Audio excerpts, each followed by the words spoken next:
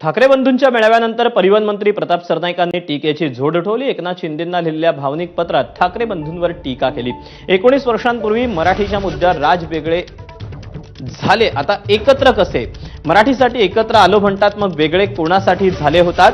दोन्ही ठाकरेंचा जीव मुंबई महापालिकेच्या तिजोरीत अडकलाय। मराठी आणि मुंबई तोडणार या मुद्द्यावर ठाकरेंनी पिढ्यांची सोय केल्याचं सरनाईक यांनी म्हटलंय।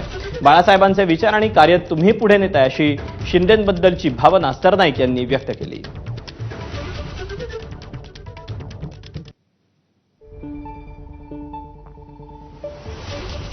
मराठीसाठी एकत्र येत आहेत, मग वेगळे कोणाच्या हितासाठी झाले होतात?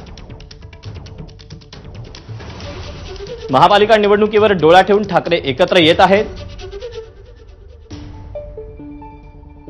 ठाकरे बंधूंचा जीव महापालिकेत अडकलाय, तिजोरीत आत्मा आहे।